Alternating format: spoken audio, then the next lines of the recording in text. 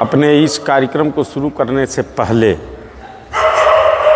सबसे पहले तो मैं यहाँ विशेष रूप से आपका क्या नाम?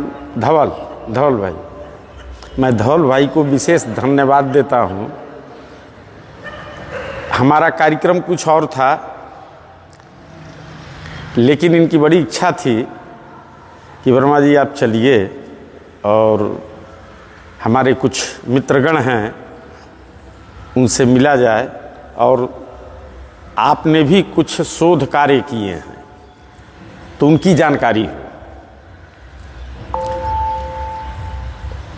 तो मैं अपने शोध कार्यों के विषय पर थोड़ा बहुत प्रकाश डालूंगा। मैं उस बारे में एक बात बता दूं कि जो मैंने शोध कार्य किया है मुद्रा पर, रुपया पर, उसकी बुक बन रही है। और हालांकि मेरी बुक है, मैं तो बहुत बढ़िया कहूँगा, लेकिन ये मेरा दावा है कि रुपया पर आज तक उस तरीके की बुक आपने देखा ही नहीं होगा, न सुना होगा। और पढ़ने के बाद आपको ये लगेगा कि आज इस देश में ये जो बेरोजगारी, गरीबी, भूखमरी, पढ़ने के बाद आपको अंतिम निर्णय यह करेंगे कि हमारे देश में ये सब चीजें है ही नहीं, ये लाई गई हैं और अपने ही लोगों द्वारा लाई गई है अपने स्वार्थ के लिए। तो हम बहुत ज़्यादा नहीं, सबसे पहले आपको अपना परिचय दे दें। मेरा नाम घनश्याम वर्मा है। हम उत्तर प्रदेश के देवरिया ज़िले के रहने वाले हैं। एक देवरिया ज़िले में बहुत साधारण सा ग्राम है भटनी जंक्शन रेलवे स्टेशन भी है। मैं वहीं का रहने वाला हूँ, मेरा जन्म स्थान वही है। हमने इस बुक के लिए, इस रुपया पर, मेरे दिमाग में सिर्फ एक ही बात आई कि हम सोने की चिड़िया थे। आखिर हमारे देश में गरीबी कहाँ से आ गई, भूखमरी कहाँ से आ गई? और इसी सोच ने मुझे इस खोज के तरफ लेकर के हम आगे बढ़े। शुरू में तो बहुत प्रॉब्लम आए, बहुत परेशानियाँ आई, कुछ नहीं मिला। लगभग 6-7 साल गुजर गए। इस विषय पर कोई बात करने वाला या कुछ समझाने वाला एक भी व्यक्ति नहीं।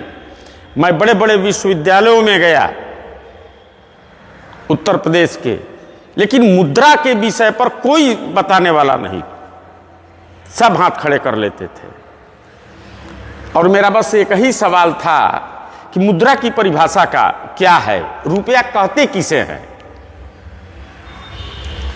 कागज को कहते हैं कि मिट्टी को कहते हैं कि सोना को कहते हैं कि चांदी को कहते हैं? अगर कहते हैं तो इसका मान्य या लॉफुली परिभाषा क्या है, कानूनी परिभाषा क्या है, कानून क्या मानता है?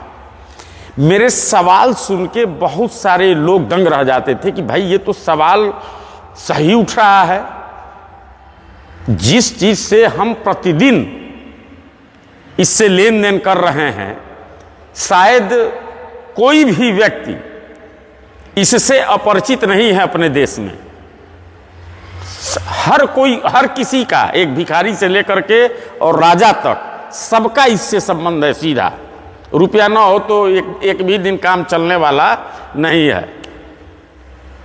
तो आखिर इस रुपया की परिभाषा क्या है, रुपया कहते किसे हैं?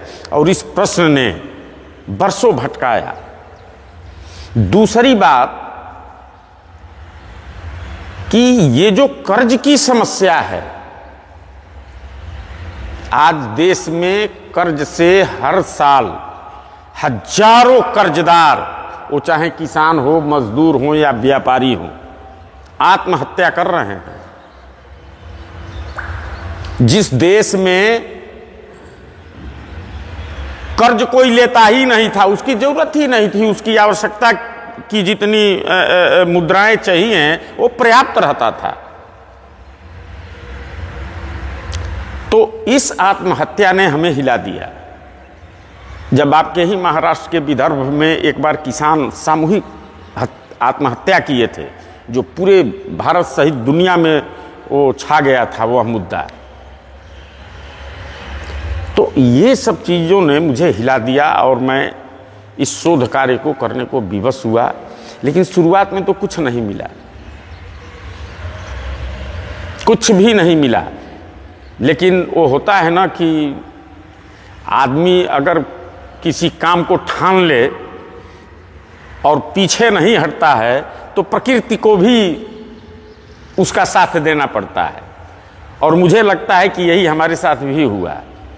हम खुलेआम इस बात को स्वीकार करते हैं कि ये जो ग्रंथ है, चूंकि मेरे द्वारा सिर्फ मैं एक कर्ता के रूप में आगे बढ़ा, मैं इस चीज को नहीं स्वीकार करता कि इस बुक को मैंने लिखा। मेरा अंतःकरण इस बात को नहीं स्वीकार करता है। मैं मानता हूं कि वह कोई अदृश्य शक्ति है जिसकी प्रेरणा से ये चीज मैंने पाया है। ये मेरा मानना है, क्योंकि मेरे साथ जो घटनाएं घटी हैं, मैं जिस दौरे से गुजरा हूं उसको मैंने अनुभव किया है। इसलिए मैं इस चीज को मानता हूं कि ये मेरी चीज नहीं है। आप जब वो बुक आएगी तो देखिएगा, उसमें बहुत से अद्भुत चीजें मिलेंगी। मैं एक जिक्र करता हूं, मैंने एक सवाल उठाया था और सवाल ये था कि पेपर करेंसी पे, आपने देखा होगा बैंक नोटों पे ये लिखा होता है, मैं धारक को इतने रुपए अदा करने का वचन देता हूं। ये गवर्नर का वचन खंड है। शायद इस देश का पहला व्यक्ति मैं हूं जिसकी आरटीआई ने यह खुलासा करवा दिया कि इसको बदला गया है। और ये चीज जब मैं अभिलेखागार में ढूंढ रहा था, क्योंकि पुणे के अभिलेखागार में जो रिजर्व बैंक ऑफ इंडिया का अभिलेखागार है और दिल्ली में जो ये अभिलेखागार है, राष्ट्रीय अभिलेखागार, जहां सारे दस्तावेज मौजूद हैं हर विभाग के, अब उसमें से ढूंढना ये कोई साधारण चीज नहीं है। क्योंकि आरटीआई के माध्यम से इनसे पूछे गए सवालों में सबने हाथ उठा लिया कि हमारे पास, अरे वित्त मंत्रालय ने लिखित दिया कि वैध रुपये का कोई दस्तावेज हमारे पास उपलब्ध नहीं है। अब बताइए कि अगर वैध रुपये का भारत सरकार के पास कोई एक्ट नहीं है तो ये जो रुपया चलन में है, हम इसे वैध कहें या अवैध कहें? एक तरफ वो लिख करके लिखित दिया है कि हमारे पास वैध रुपये का कोई दस्तावेज उपलब्ध नहीं है। हमने पूछा था उनसे कि क्या ये रुपया वैध है? यदि हां तो हमें वैध रुपये और डॉलर का प्रमाणित प्रतिलिपि उपलब्ध कराई जाए, उसके एक्ट का, अधिनियम का। सबने हाथ खड़ा कर लिया। आरबीआई भी भग गया, उसने कहा हमारे पास नहीं है। लेकिन आरबीआई के ये जो गवर्नर के वचन खंड होते हैं, हमने उस पर सवाल किया और ये मैंने पकड़ा आरबीआई के उस दस्तावेजों में, जहां मुझे ये सब चीजें मिली। पहले वचन खंड क्या लिखा जाता था? 1968 के पहले प्रत्येक नोटों पे लिखा जाता था, I promise to pay the bearer on demand sum of 10 rupees. अगर 10 रुपये का नोट है तो 10 rupees at any office of issue. ये पहले लिखा जाता था सिर्फ अंग्रेजी में। ये है,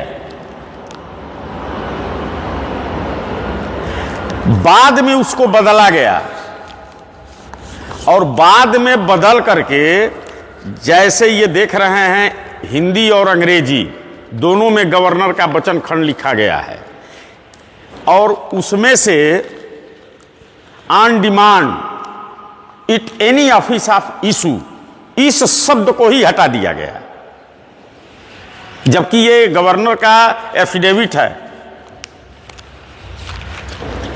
इसमें एक बिंदी खड़ी पाई को भी आप नहीं इधर से उधर हटा तो सकते ही नहीं। और आईपीसी की धारा में ये अपराध है, आजीवन 3 साल से लेकर के और आजीवन कारावास तक का प्रावधान है। और गवर्नर के वचन खंड को बदल दिया गया है। और वचन खंड के बारे में समझ लीजिए, जैसे हम लोगों का ऑफिस है, मकान है, दुकान है, इन सबका रजिस्ट्री होती है ना, उसका दस्तावेज होता है। ठीक वैसे ही जो सोना और चांदी का सिक्का चलता था, उसी का ये पेपर करेंसी जो है वो दस्तावेज है। और उसी सिक्के को ये गवर्नर वचन खंड में कहते हैं कि मैं धारक को इतने रुपए अर्थात चांदी या सोने के सिक्के हम देने का वचन देते हैं। क्योंकि रुपया तो ये है नहीं, ये तो प्रमाण पत्र हो गया। जैसे ये हमारी जमीन है तो रजिस्ट्रार हमें कागजात देता है और वही सिद्ध करता है कि ये जमीन हमारी है। तो ठीक वैसे ही ये पेपर करेंसी ये सिद्ध करता है कि इतने सोने चांदी के रुपए वही असली वैध रुपया है, ये बाकी वैध रुपया नहीं है। ये उस वैध रुपये का दस्तावेज है। दूसरी बात कि कानून ये भी कहता है कि जैसे किलोग्राम, बहुत ध्यान से सुनिएगा, जैसे किलोग्राम भार का मापक होता है, फीट दूरी की मापक होती है, घंटा मिनट सेकेंड समय का मापन करता है, ठीक उसी प्रकार रुपया क्या है, अब तो ये मूल्य की मापक है। माफ कीजिएगा, ये कुर्सी मैं क्या बता रहा था, मैं कहां तक था? हाँ, तो किलोग्राम भार की मापक है, फीट क्या है? दूरी की मापक है।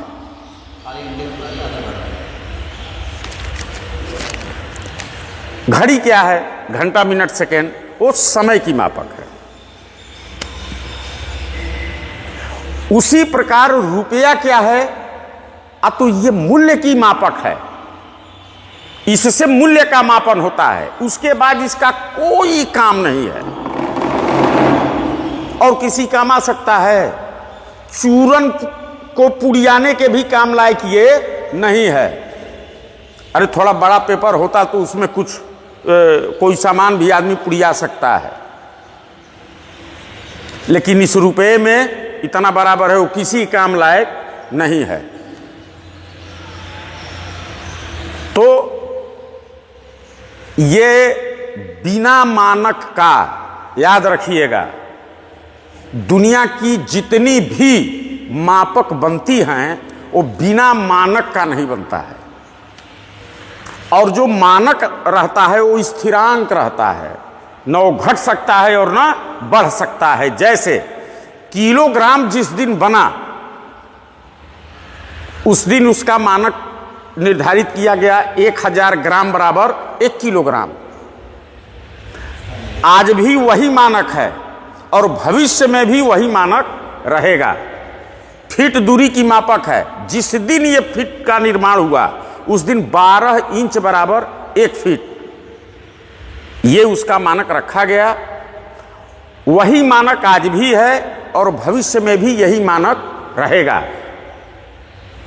घंटा मिनट सेकेंड जो समय की मापक है, 60 सेकेंड बराबर 1 मिनट, जिस दिन घड़ी बनी उस दिन ये निर्धारित की गई, आज भी वही है और भविष्य में भी वही रहेगा। ठीक इसी तरीके से रुपया क्या है, इसका मानक क्या है, ये सवाल जब मैंने उठाया तो पूरे हिंदुस्तान में किसी ने नहीं दिया। अंततः विवश होकर के मुझे इसके लिए खोज करना पड़ा और इस खोज में करीब करीब 18-20 साल लगे। छोटा मोटा समय नहीं लगा, 8-10 बरस तो ऐसे भटकने में लगा, कुछ नहीं मिला। और ईश्वर की ऐसी कृपा कि जब मिलना शुरू हुआ तो इतना मिला जो मेरी कल्पना से भी परे मिला, भरपूर मिला। इतने दस्तावेज मिले और उस दस्तावेज को मिलने के बाद इसकी प्रैक्टिकल की गई। ऐसा नहीं है कि सीधा आपके बीच आ गए आदमी, इसकी प्रैक्टिकल की गई कि भाई आज का रुपया, मैं बताऊं उसी प्रैक्टिकल में हम लोग इस मामले को लेकर के सुप्रीम कोर्ट तक गए। ये 2007-8 की बात है। जस्टिस ए के माथुर और लोकेश्वर सिंह पंता की खंडपीठ थी और ये मामला जब उनके पास रखा गया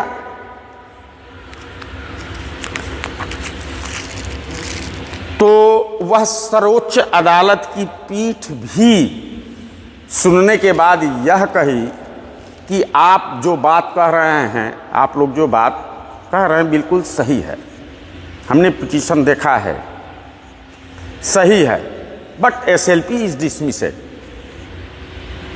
अब बताइए कि सुप्रीम कोर्ट अगर ये कह रही है मौखिक रूप से वहाँ बहस में कि आप जो कह रहे हैं सही है, आपका पिटीशन भी सही है, फिर भी आपकी याचिका खारिज की जाती है और कोई कारण भी नहीं बताया जाता है, जबकि सुप्रीम कोर्ट का ही बनाया हुआ रूल है कि किसी भी याचिका को बिना कारण बताए आप खारिज नहीं कर सकते। और तब हम लोग भी इस तैयारी में थे कि ये लोग भागेंगे, क्योंकि उसमें बहुत बड़े बड़े मगरमच्छ फंस जाते इस रुपया घोटाले में। वहाँ कुछ ऐसी स्थिति आई कि हम लोगों ने उन जज के सामने जब उन्होंने ये बात हमारी एसएलपी को कहा कि डिसमिस खारिज कर दिया, तो हम लोगों ने भी अपना अंतिम अस्त्र चलाया और उनके सामने रखा कि श्रीमान ये रुपया है चांदी का, हम इसे अभी बाजार में लेकर के जाएं, रुपये में 8 किलो गेहूं मिल जाता है और ये भी चांदी का रुपया है। 1940 से लेकर के 1945 तक के बीच ये जो रुपया निकाले गए वो 50% चांदी की शुद्धता थी और 50% अन्य धातु मिक्स था। ये 92% की शुद्धता है और ये 50% की। इसको श्रीमान अगर हम लेकर के जाते हैं बाजार में तो आज भी हमें 30 किलो गेहूं मिल जाता है। 1 रुपया में 30 किलो गेहूं मिलता है आज भी। लगभग, थोड़ा अधिक होगा या थोड़ा कम होगा। और अगर हम इस रुपया को लेकर के जाते हैं, और एक कागज का भी रुपया था, 1 रुपये का नोट, कि अगर आज हम इस रुपये को लेकर के जाते हैं तो हमें 1 कप चाय भी नहीं मिलता। मतलब आज का रुपया बराबर। अगर हम इस कागज को लेकर के और इस लोहे के रुपये को लेकर के जाते हैं मार्केट में तो हमें 1 कप चाय भी नहीं मिलता।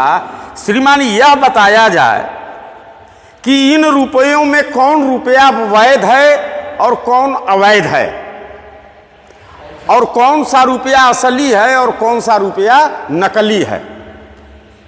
अगर 1 किलो, अगर मान लीजिए किलोग्राम ही हो, एक 900 ग्राम का किलोग्राम कहा जाए, एक 500 ग्राम को किलोग्राम कहा जाए और एक 100 ग्राम को किलोग्राम कहा जाए और एक 1000 ग्राम का किलोग्राम बना दिया जाए, आप ही के सामने रख दिया जाए और ये पूछा जाए इसमें कौन सा किलोग्राम है, आप बताइए, तो अगर आपको जानकारी होगी तो आप जो 1000 बराबर 1 किलोग्राम होगा जिसका स्टैंडर्ड, आप उसी को निकाल कर कहेंगे कि यह असली है, बाकी सब नकली है,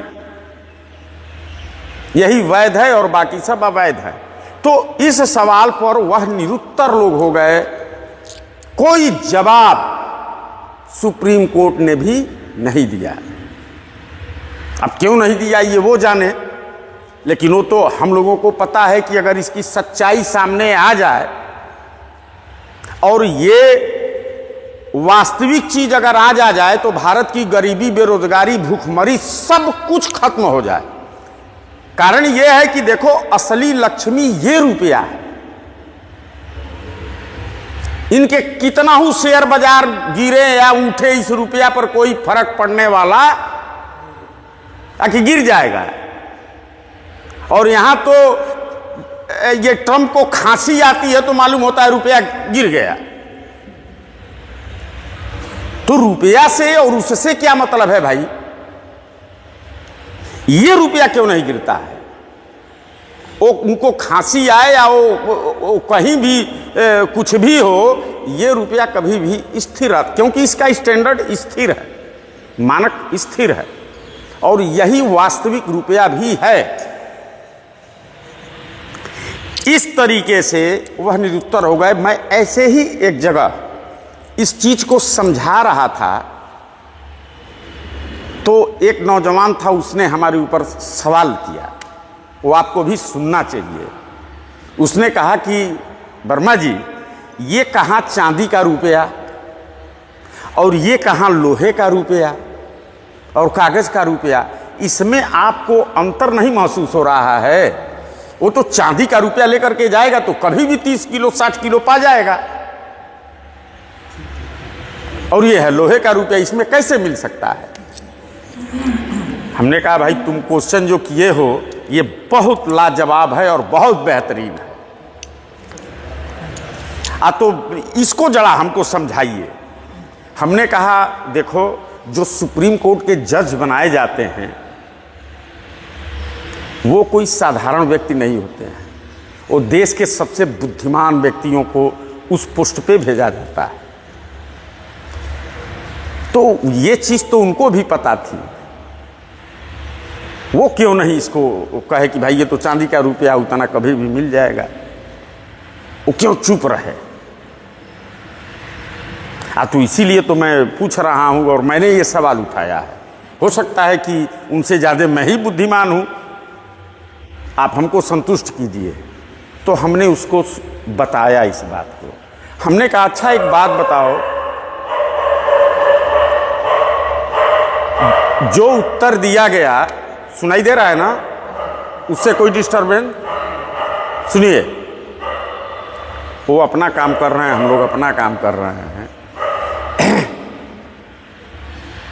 हमने उसको समझाया, हमने कहा कि बताओ, तुमसे मैं तुम्हारे ही भाषा में एकदम साधारण तरीके से जवाब दे रहा हूं कि तेरे समझ में आवे।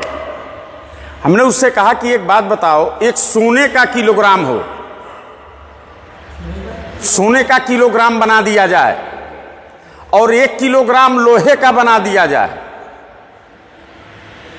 तो क्या सोने के किलोग्राम से अगर किसान का गेहूं तौला जाएगा तो 1 किलो का 10 किलो तौल देगा, और लोहे का किलोग्राम 1 किलो का 1 किलो तौलेगा?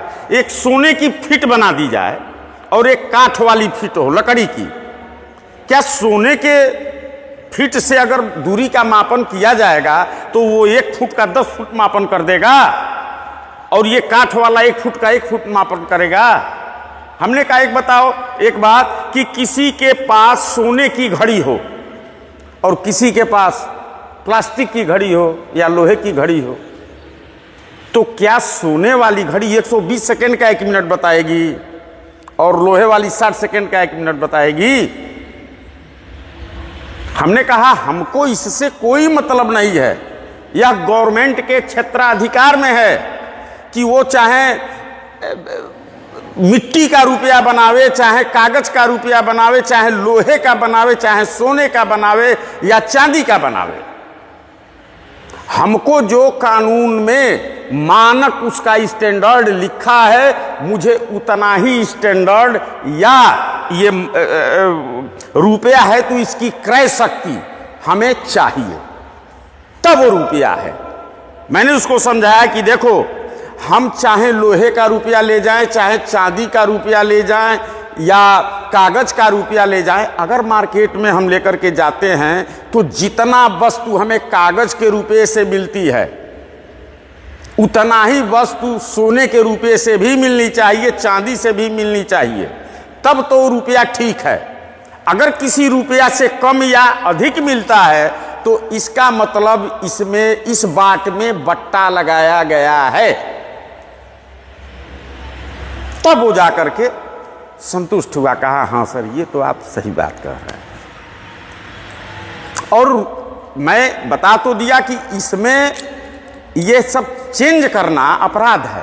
ITI मैंने दिया था और यही गवर्नर के वचन खंड के बारे में हमने सवाल उठाया था, तो पहले RBI ने इधर उधर घुमाया, कहा कि नहीं ये जो गवर्नर का वचन खंड इस समय लिखा जा रहा है यह सन 1934 से यही शब्द लिखे जा रहे हैं। और हमने उनसे सवाल उठाया था कि पिछला कि आई promise to pay the bearer on demand, ये पूरा उनका वाक्य लिख करके उनसे सवाल किया कि क्या यह गवर्नर का वचन खंड सन 1934 से यही गवर्नर का वचन खंड छापा जाता था या इसे परिवर्तित किया गया है? यदि परिवर्तन किया गया है तो यह किस दिनांक और सन में परिवर्तन किया गया, किसके द्वारा किया गया, उसका पद नाम वगैरह वगैरह से हमें प्रमाणित सहित उसका प्रमाण पत्र दिया जाए, प्रमाणित कॉपी उसकी दी जाए। RBI ने उत्तर में लिखा कि ये जिस दिन से ये पेपर करेंसी RBI की स्थापना हुई, पेपर करेंसी जारी हुई, तब से यही शब्द लिखे जाते हैं। तो हमने अपील कर दी, क्योंकि उस समय मैं गया था और ये मुझे मिल गया था RBI के अभिलेखागार से। अब मेरे पास प्रमाण आ गए थे और इनकी झूठ हमने पकड़ ली, हमने अपील कर दी। और फिर उसके बाद वो सूचना आयोग में वह अपील गई और उसकी बहस हो रही थी। तो हमने 2-3 सवाल उठाए थे। एक तो ब्याज का, कि कैसे मूलधन बैंक ब्याज को मूलधन में परिवर्तन करती है। रुपया इस देश में 2 तरीके का है, एक तो RBI द्वारा जो तमाम फॉर्मेलिटियां पूरी करके छाप करके निकाली जाती हैं, और दूसरा होता है जो ब्याज होता है, उस ब्याज को मूलधन बनाया जाता है। आप देखिएगा आपका खाता जो होगा उसमें क्रेडिट, डेबिट और बैलेंस, यही तीन चीजें होती हैं, लेकिन ब्याज का कहीं ब्यौरा उसमें रहता है।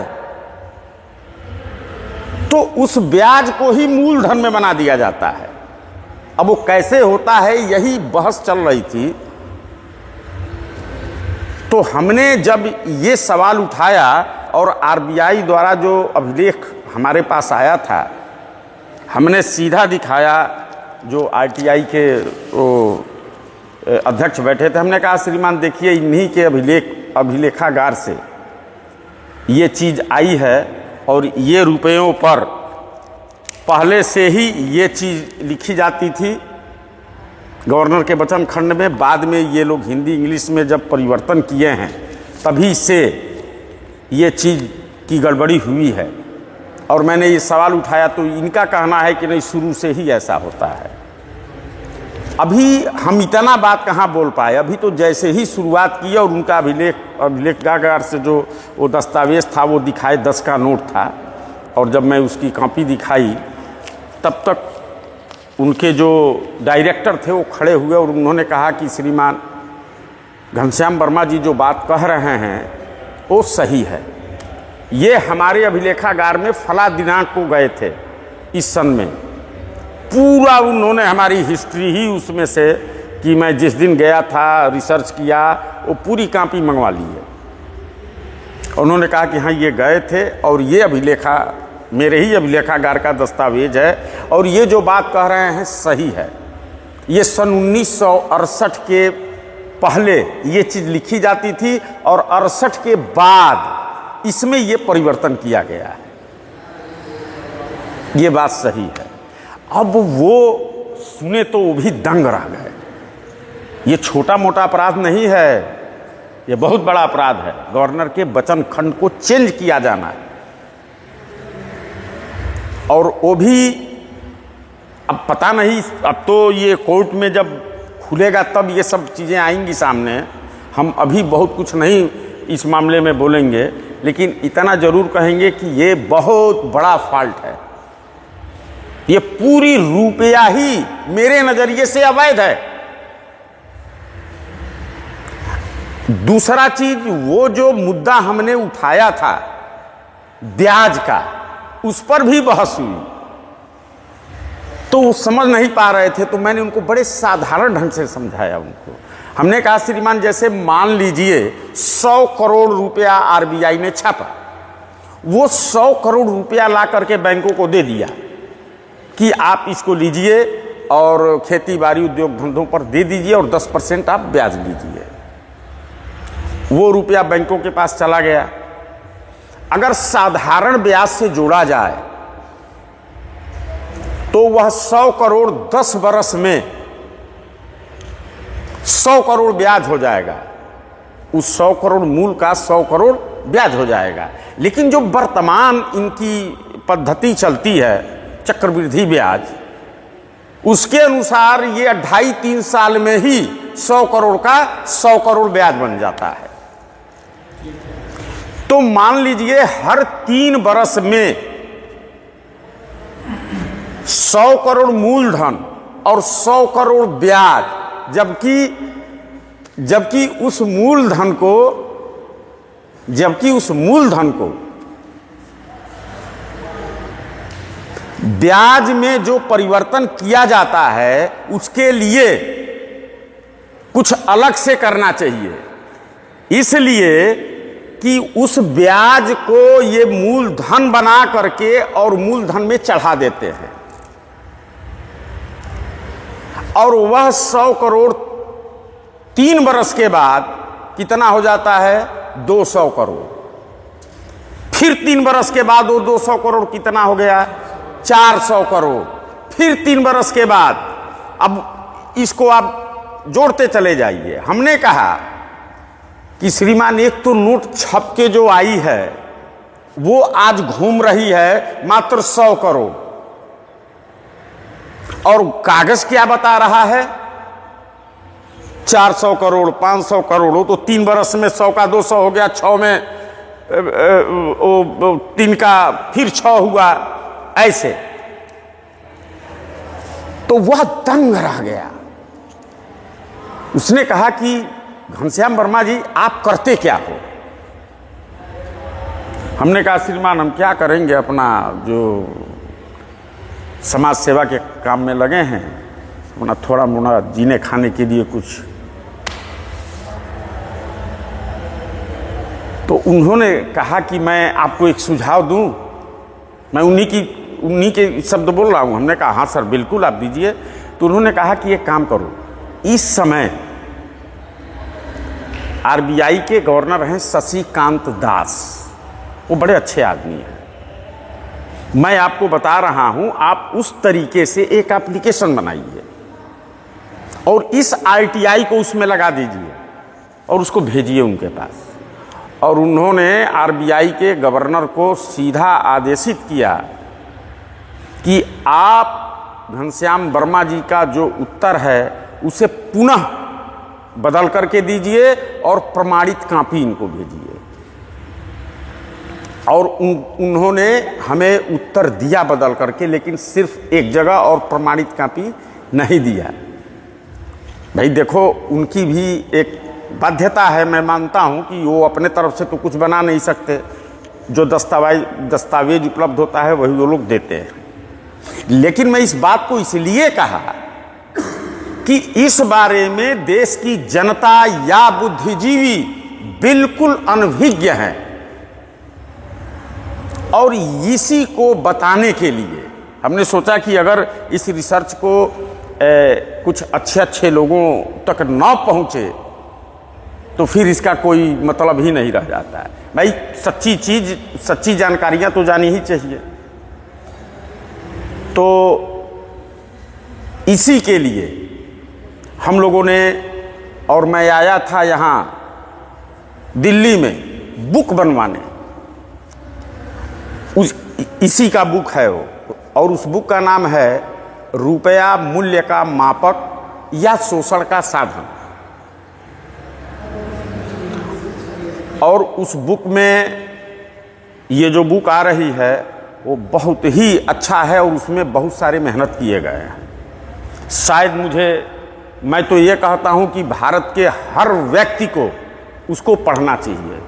वो हिंदी और इंग्लिश दोनों में है, जो छप रही है वो हिंदी में भी और अंग्रेजी में भी, दोनों में छप रही है। ये दो भाषाओं में तत्काल छप रही है, और मुझे लगता है कि फरवरी माह में वो तैयार मिलेगी, क्योंकि उसका ऑर्डर चला गया है। 10-15 दिन 20 दिन यही समय लगेगा। और उसी सिलसिले में हमारा कार्यक्रम नागपुर में था। यहाँ आप लोगों से भेंट करने का नहीं था, लेकिन इन बच्चों का उत्साह ये सब देख करके और मुझे बड़ी खुशी हुई, और हमने कहा कि चलिए मैं थोड़े शब्दों में थोड़ा समय ज़रूर दूंगा। और वही मुझे अवसर मिला कि आप लोगों के बीच में आया हूँ। और भी बहुत से लोगों की समस्याएं थी, तो मुझसे जो भी बन पड़ता है अपना उनके साथ सेवा सहयोग आदमी कर देता है। तो इसी सिलसिले में कुछ नौजवानों को भी मैं खोज रहा हूँ, क्योंकि यहाँ पूरे देश में इस कार्य को आगे कैसे बढ़ाया जाए, और उसके लिए अच्छे लोगों से भी संपर्क साधा जा रहा है। अच्छे संगठनों से भी अब मिलने का प्लान है। क्योंकि मैं इसलिए रुका था कि जब तक बुक न छप जाए तब तक मैं कहीं जाने वाला नहीं हूँ। वो तो कल एक कार्यक्रम था, एक कर्मचारी संघ का वार्षिक उत्सव मना रहे थे। उसी में उन्होंने मुझे इनवाइट कर दिया कि आप आइए वहाँ। और वो कार्यक्रम करीब हम समझ रहे हैं कि 1.5 महीना पहले से वो हमारा वो ले लिए थे कार्यक्रम के लिए। तो वही मैं कल गया, और मुझे संजय जी की तलाश थी यहाँ, तो ये हुआ कि आएंगे तो यहीं हम लोग मिलेंगे। तो आ भी गए, मुझे बड़ा खुशी हुई। और हमने सोचा कि अपने समय का सदुपयोग करूं, 2-4-10 जो भी लोग जुट जाएं उनके बीच इसको रखा जाए। तो यही विशेष रूप से मैं आप लोगों से सुना दिया। ये विषय तो बड़ा लंबा चौड़ा है, और रात भर हम लोग जगे हैं, सोने का भी अवसर नहीं मिला। लेकिन ये हुआ कि चलो 1 घंटे आधे घंटे जो भी समय मिलेगा, अगर अब आप लोगों के पास कोई क्वेश्चन हो तो आप लोग पूछिए, उससे मैं कोशिश करूंगा कि संतुष्टि कर दिया जाए। तो हमारा स्टैंडर्ड है, हाँ, जैसे कि हमारा जो आप बोले कि जो स्टैंडर्ड ऑफ जो वेट है, जो किलोग्राम है, तो पहले तो अलग अलग देश में था, तो इसको पेरिस में इसका फिक्स किया गया। तो SI यूनिट है जो standard of international standard of units, SI जो साइंटिफिक में सब पढ़ते हैं, जितना साइंस है और इंजीनियरिंग स्टूडेंट भी पढ़ते हैं SI यूनिट। इसमें क्या होता है, तो 90% प्लाटिनम एंड 10% इराडियम, वो दोनों मिला के एक आलिया बना जाता है। तो इसका जो वजन होता है, जो वेट होता है, वो 39 mm का। जो 39 mm में तो इसका जो हाइट होता है, और जो एक सिलेंडर होता है, इस सिलेंडर का 39 mm height and it's the diameter भी होता है, वो फिक्स्ड है। अभी वो जो यूनिट है होल वर्ल्ड में वो प्रचलित होता है, लेकिन सब देशों का अलग अलग होता है यूनिट, मतलब वो जो मास का यूनिट अलग अलग होता है। तब साइंटिस्ट ने क्या किया, वो इंटरनेशनल जो SI यूनिट हुआ उसका सब फिक्स कर दिया। जो जैसे मीटर है, एक सीजियम है एटम, उसका जो फ्रीक्वेंसी होता है कितना बाद वो इतना फिक्स हो जाता है, वो साइंटिस्ट फिक्स कर लिया। तो इसीलिए वो जो हमारा आर्थिक सिस्टम है, जैसे कौटिल्य है जो अर्थशास्त्र आप जो बोले, अर्थशास्त्र का जो सिस्टम था, इसमें जो ब्याज जो आप बोलते 10 वर्ष में 100 करोड़ होता है, वो आर्थिक सिस्टम जो होता है ये कौटिल्य का था, चाणक्य का। अभी सिस्टम क्या है, अभी इसको फिक्स करना पड़ेगा क्या स्टैंडर्ड है, जो स्टैंडर्ड है तो अभी इंडिया के फिक्स होता है। जैसे अमेरिकन स्टैंडर्ड अलग है तो यूके स्टैंडर्ड अलग है, जैसे रशिया का स्टैंडर्ड अलग है, तो ये सब स्टैंडर्ड ये इंडिया में भी फिक्स करना पड़ेगा।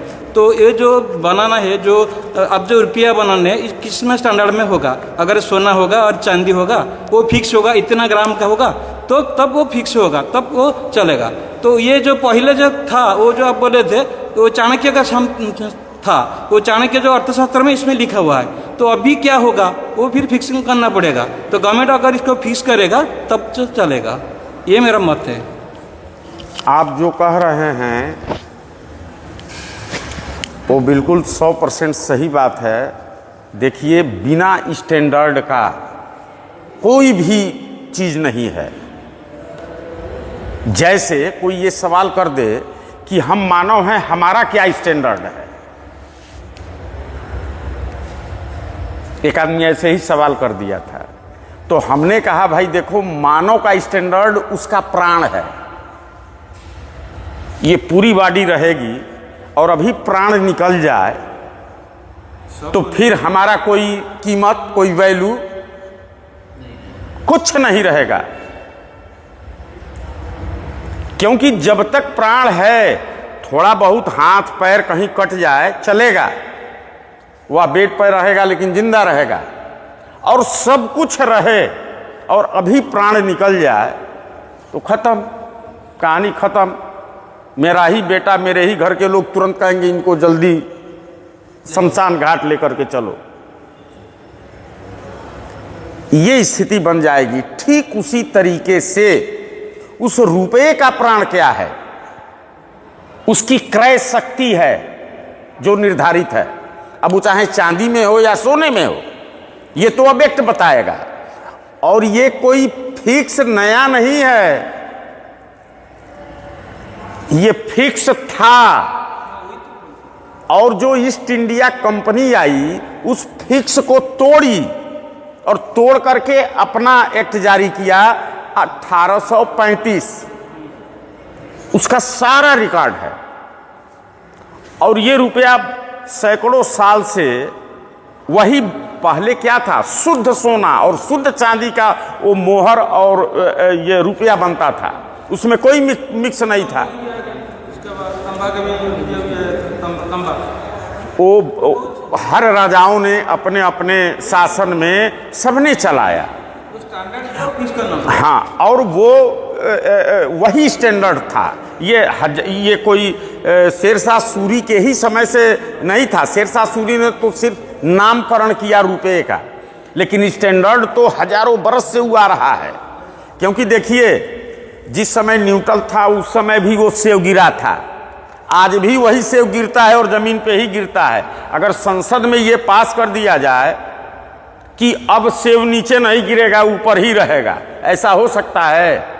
अगर ये कानून बना दिया जाए कि भाई आज ये 60 सेकेंड का 1 मिनट नहीं रहेगा, 6 सेकेंड का 1 मिनट रहेगा, क्या ये मान्य होगा? अगर मान्य होगा तो क्या होगा? समय की ऐसी की तैसी हो जाएगी। एक दिन में कई दिन यही घड़ी बनाएगी।